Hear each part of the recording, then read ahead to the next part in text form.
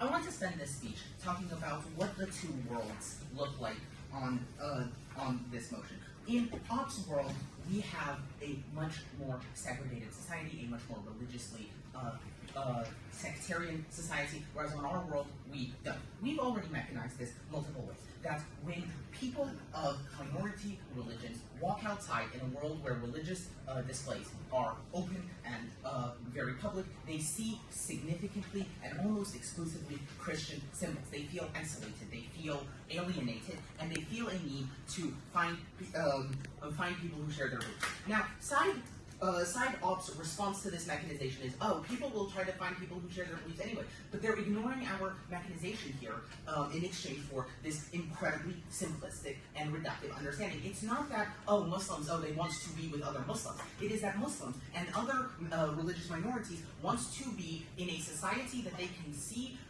is not alienating to them, is not aggressively against them. And so when we allow for significant displays of religion, we violate this desire, and as such, they feel a subsequent desire that develops to then form religious enclaves. Now, we talked a lot about personal rights.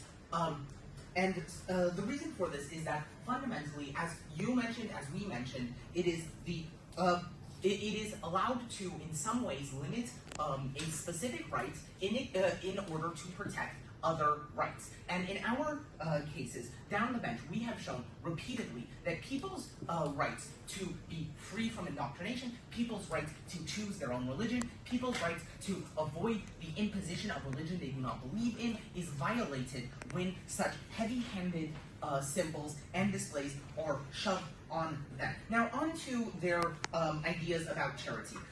We already mentioned that religious people would join secular charities if this is a core tenet of their faith. You ask, why would they? I'll admit, I've never read the Bible. However, I don't believe that in the Bible there is something that says you must join a Christian charity. You must join a Christian soup kitchen. Because that's not what it is. You must do good. And if that is a core tenet of their faith, they will do good, regardless of the the religiousness or secularism of the organization. But we also mentioned that in a situation where we're both giving tax credits to religious schools and funding public schools, as you mentioned, the world on your side has, we're double funding everything. We're wasting resources way too often. And this is what it comes down to. Now, which side of the world has better public services? And we say it's ours. Why? Because we're not doing this nonsense of double funding, and people who would be joining religious charities because they are so, because their religion commands them to, would join secular charities, because I highly doubt that there is any religion on earth that tells you you must do good for the public, but only if you're doing good through an organization run by someone of your same faith. This isn't a real religion on earth. But also, we win on public rights, because sure, even if this is a limitation on people's ability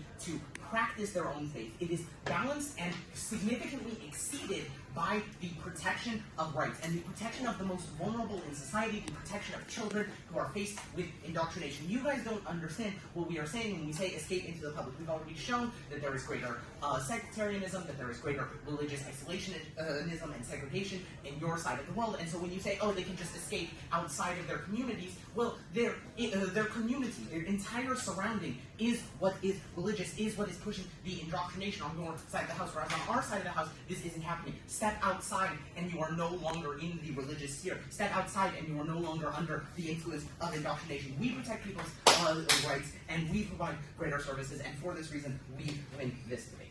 Thank you.